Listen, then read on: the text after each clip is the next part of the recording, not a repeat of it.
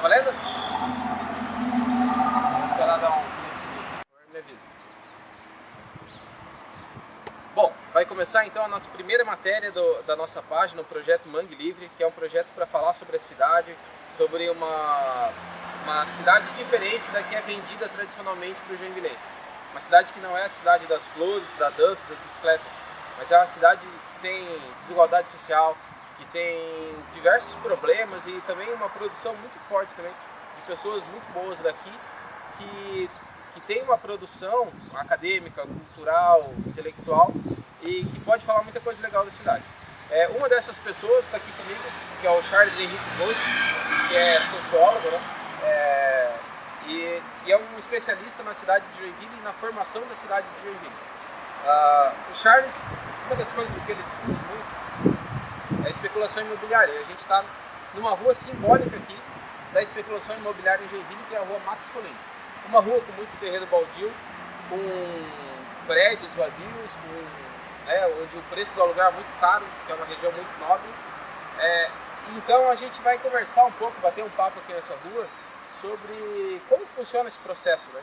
Levando em consideração que Joinville foi uma cidade criada a partir da especulação imobiliária, né? Quando o príncipe teve que fugir praticamente, né? Vender as terras. Ele precisou vender as terras porque ele precisava de dinheiro com as revoluções na Europa de 48. Ele precisava de dinheiro e Joinville foi um dos lugares escolhidos para começar a vender as terras. Então, Charles, queria que tu falasse um pouco sobre isso, assim, como Joinville se formou a partir desse processo de especulação e como a especulação influencia na vida do cidadão joinvilense hoje. Tem que pagar aluguel mais caro, para conseguir a casa própria tem que pagar uma fortuna. Como é que funciona a especulação? O que é essa palavra aí? Bem, falando primeiro de Joinville, então, antes agradecer o convite, também mandar um abraço para o pessoal que está nos assistindo. Falando de Joinville especificamente, então aqui tinham 25 léguas quadradas, pelo casamento da princesa Dona Francisca com o príncipe de Joinville, e pelas revoluções que você mesmo acabou citando, eles foram obrigados a fazer dinheiro, porque a família real francesa fugiu da França. Então eles acabaram vendendo 8 léguas das 25 que tinham aqui nessa região, que era o dote do casamento. E nas outras 17 léguas que acabaram restando, tinha muito manguezal e etc., o príncipe colocou um representante seu aqui, o Leão Selbert, que também criou uma colônia paralela à colônia Dona Francisca. Então hoje, onde a gente conhece hoje Piraberaba, aquela região de centro industrial, antigamente existia ali também um empreendimento imobiliário do príncipe, apesar de ele ter vendido parte das terras. E isso então foi formando toda a cidade de Joinville, que eu até defendo isso, ela teve um grande papel da especulação imobiliária desde a época do Império. A Estrada Dona Francisca, que hoje é a rodovia, né, que liga até São Bento, Mafra, aquela região, foi uma rodovia que nasceu a partir da especulação imobiliária. Por quê? Porque o Leão Selbert precisava valorizar também o empreendimento ao norte da cidade e, ao mesmo tempo, precisava criar uma conexão com as terras mais ao norte do estado, que tinham a erva mate. Só que o que aconteceu? Ao invés de fazer uma estrada pela região oeste da cidade, que é uma região mais plana, não, resolveram fazer a estrada Dona Francisca, onde nós conhecemos hoje, acho que é SC-301, se não me engano, por um trecho muito sinuoso de morro e etc. Por quê? Porque ali tinham as terras que ainda eram remanescentes do príncipe. Então, uma das maiores obras rodoviárias do Império Brasileiro foi construída aqui em Joinville. E isso acabou tornando um vetor norte da cidade, que hoje que nós conhecemos essa parte aqui, essa parte da Max Colin, a parte da João Colin, a parte da Rua Blumenau, que foi o eixo do centro inicial do Rio Cachoeira até essas terras ao norte, que ligavam daí com São Bento, Rio Negrinho, Mafra, toda a outra região da erva mate. Mas e a especulação imobiliária, exatamente? O que é isso? A especulação imobiliária a gente costuma tratar como uma entidade abstrata, como uma coisa que acontece em toda a cidade, uma coisa normal até para alguns. Ocorre que a especulação imobiliária sempre tem nomes e sobrenomes.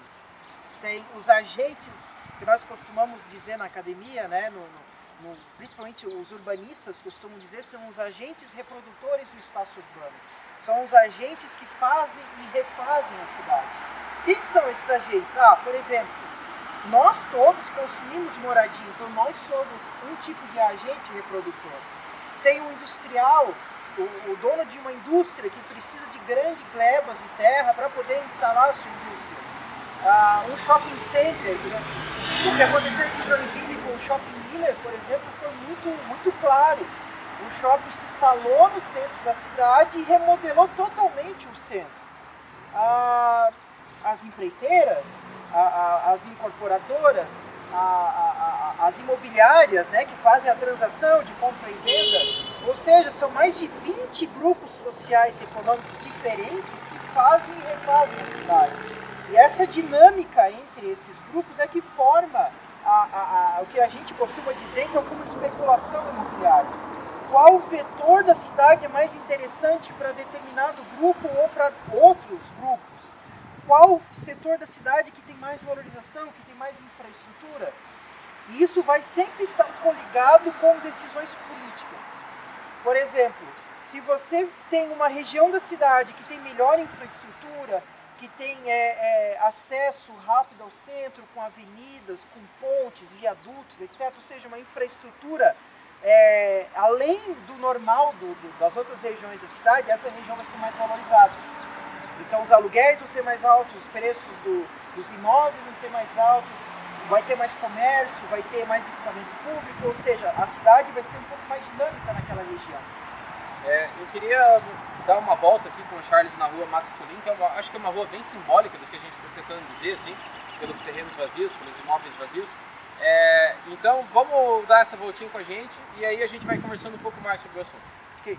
Bom, então a gente está aqui só do outro lado da rua, a gente atravessou a rua aqui para dar um exemplo do que a gente queria dizer. Tem um prédio aqui que está deteriorado aqui, que antes era acho que era uma padaria, era uma padaria. Um lugar legal aqui, mas também tinha um prédio maior aí atrás, que está totalmente deteriorado hoje. E eu imagino, assim, leigo que sou, que isso teria um preço, né? Tipo, a especulação leva isso a um preço elevado dessa região aqui e que impede que esse imóvel seja aproveitado para fins comerciais ou para ser ocupado de outras formas. Tá errada essa questão? Como é que funciona? Tá muito errado. Esse prédio aqui não está cumprindo a sua função social, que é o que diz o Estatuto da Cidade, que toda propriedade, antes dela ser privada, ela tem que cumprir a sua função social. Isso vem acima do direito de propriedade privada. E aqui não é um prédio que não está sendo usado para comércio, não está usado para residência, não tem nenhum fim esse prédio aqui, não serve para nada teoricamente.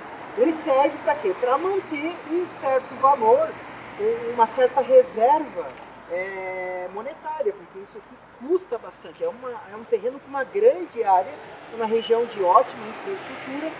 E por que não cumpre a função social? Porque ao mesmo tempo que esse terreno está aqui, na rua Matos Colim, não sendo utilizado, o morador da periferia ele tem que sofrer morando em uma região muito distante do centro, porque ele não consegue ocupar, ele não consegue comprar uma moradia, não consegue um aluguel mais barato aqui nessa região, que é uma região perto do seu trabalho, que tem ônibus, que tem infraestrutura, que não tem esgoto a céu aberto, ou seja, tem uma urbanidade presente. Só que não pode por causa dessas regiões, como essa daqui, como aquela outra casa lá do outro lado da rua, por exemplo, né, que você não consegue, o poder público, como eu falei antes, é tudo uma decisão política e o poder público acaba não conseguindo tornar isso daqui um espaço com uma função social. É um espaço especulando, né, que está, digamos, vegetando, esperando algum investidor ou alguma mudança na legislação, porque, por exemplo, hoje pode construir aqui 18 andares, mas com a nova lei pode ir para 24, 25, só dando um exemplo. Então você tem esse sobressalto no preço da terra. E, Felipe, isso é o que a gente costuma dizer da confusão entre valor de uso e valor de troca. A cidade, ela não tem um foco decisório do poder público no valor de uso, que nem aqui, o valor de uso seria um comércio, uma pequena empresa ou um aparelho de habitação, mas simplesmente se pensa no valor de troca. Quanto que eu vou ganhar com esse terreno parado daqui a uns 5 anos quando a legislação mudar? Nada interessa na cidade para esses agentes a não ser buscar uma renda. Oferir renda dessas transações imobiliárias, nem que para isso tenha que manter um espaço desse deteriorado, sem uso por 5, 10, 15 anos. Isso não é problema, porque daqui a 10, 15 anos o lucro, a renda vai ser muito maior do que se fosse, ou se ocorresse alguma transação com esse prédio.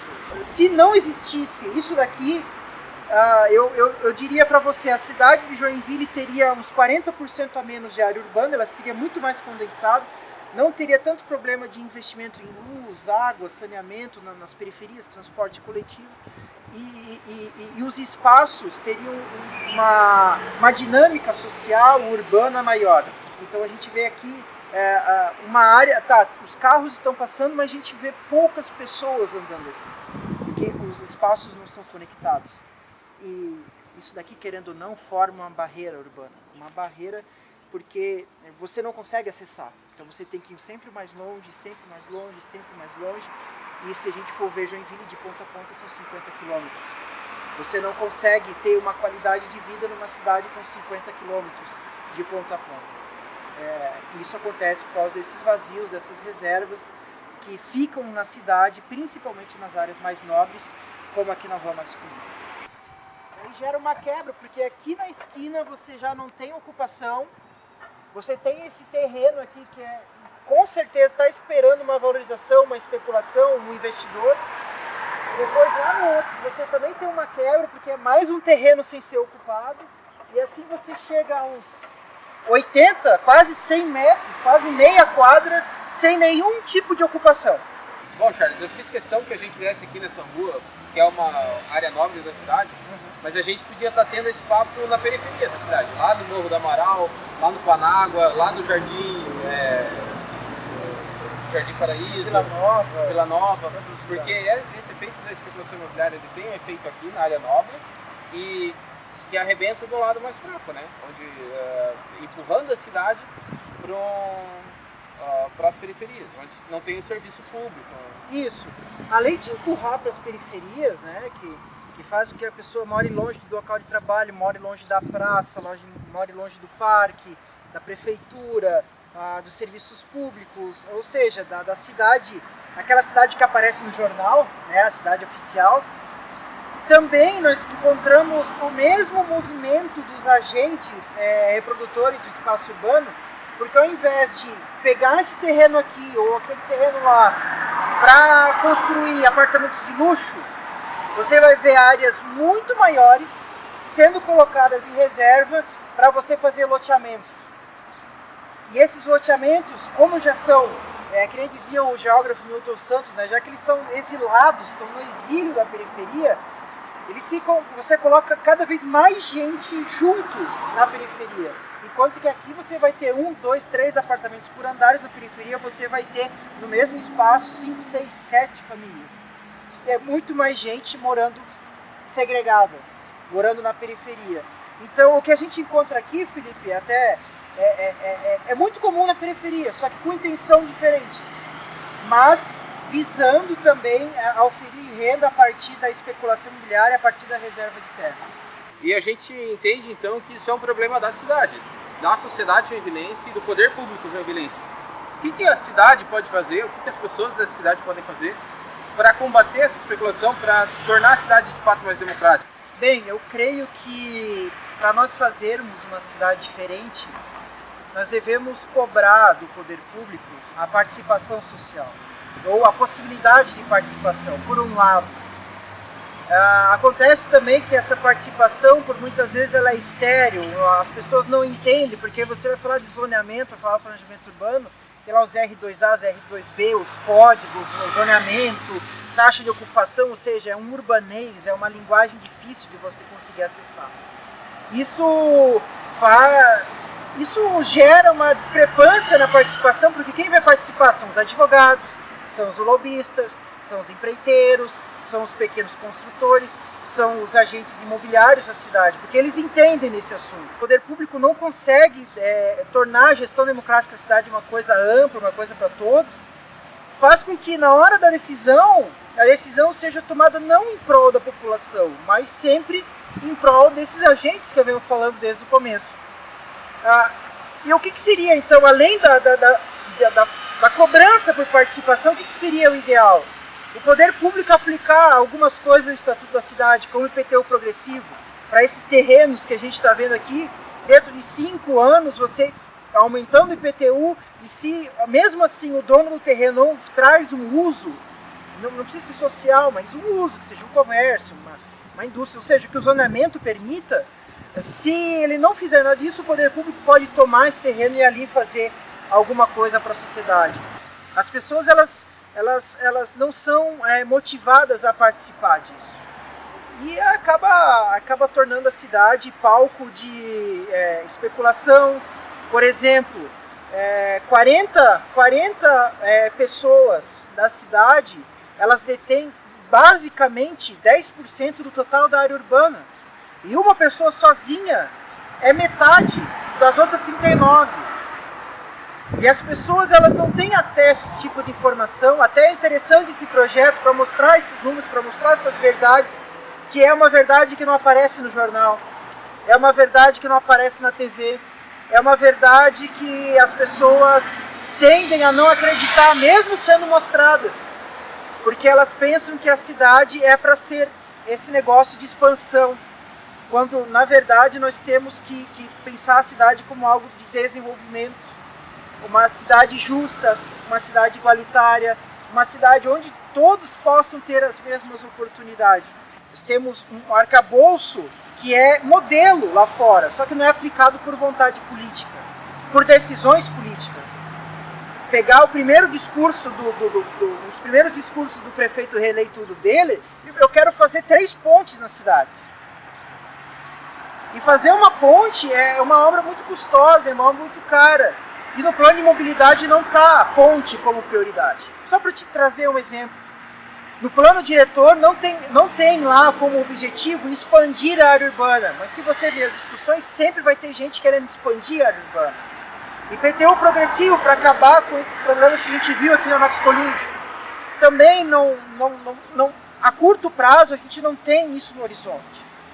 Infelizmente, então, nós temos um cenário de crise, um cenário de muita desigualdade e que a sociedade não parou para perceber, porque isso é uma coisa que ela não foi atentada ainda. E aos poucos, essa cultura do planejamento urbano vai ser mais ou menos como a questão do desenvolvimento sustentável, do meio ambiente.